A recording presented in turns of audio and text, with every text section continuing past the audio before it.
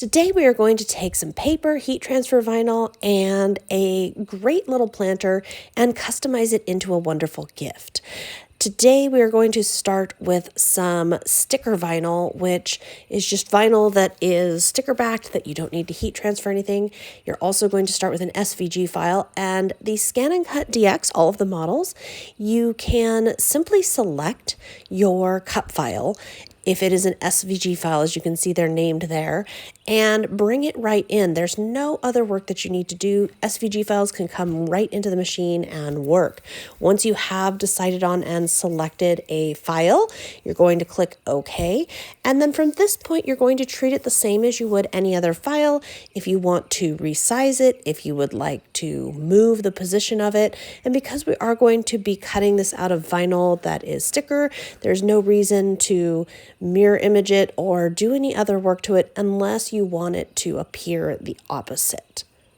Once you are satisfied with the image's size and position, you're going to go through and click to cut. You're also going to ensure that half cut is on and go ahead and cut this out of your vinyl. Next up is weeding, which is just removing all of the vinyl that we do not wish to cut.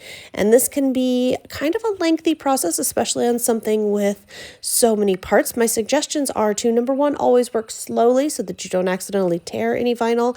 And number two, you're also always going to want to, as you remove it, especially on something like this with so many nooks and crannies, go ahead and use scissors to trim off excess vinyl once you get to a point where there is a lot of sticky vinyl to be removed. By removing it with your scissors, you're just ensuring a nice, clean removal of all of your design.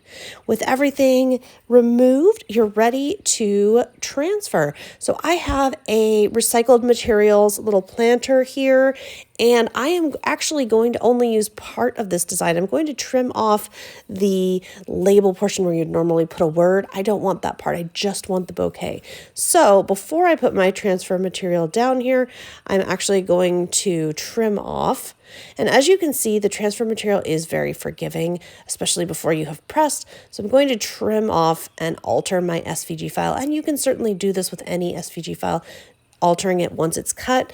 And then I'm going to use this transfer material, press down firmly. This is going to transfer my sticker and lift it up so that all of that super fine detail stays perfectly aligned and I don't get any lumps, bumps, or weird spots with my sticker. Once I have this transferred, I'm going to go over to my little container here and I am going to place this down. And I like, for a larger container or larger design, and when I'm working on a curved surface, I like to start in the middle and then work to one edge and then work to the other edge. This helps me make sure that everything is laying down properly. And you can use your tool if you have a Brother pick tool there for weeding and such. If you have that, you can use the back side of that to help press down, or any other tool that you like, or even your finger to help ensure a really good press. Now, once it is all pressed down, you can go back through with your hand or with a tool and press down again just to make sure everything is as it should be. And that is it. You can be done here. Or for me, because I am making this as a gift for a special person, I also want to create a tag, and I'm going to use my ScanNCut to quickly do so with scraps of cardstock. I'm going to go in and select a tag shape design, and then once I have that design selected, I'm going to go ahead and select other designs, leaves, flowers, that kind of thing, and I'm going to just go ahead and bring them all in to my mat, continuing to add additional designs.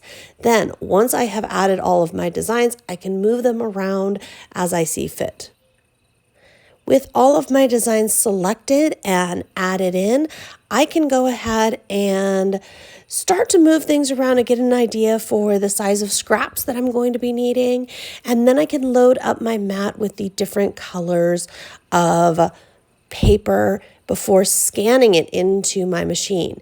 Scanning it into the ScanNCut is going to allow me to see exactly where everything is and ensure that I have all of my designs where my paper lines up.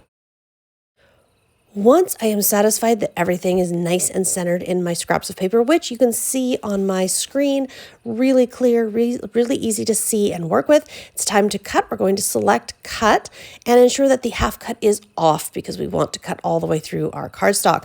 Then it's just a matter of folding your petals, adding ink or adding any other elements that you might like, assembling and attaching with some ribbon to your plant. This is a really fun way to dress up a giftable for any occasion or holiday, and it's a great way to use up scraps, get your ScanNCut out, and get creative. I hope you have enjoyed today's tutorial.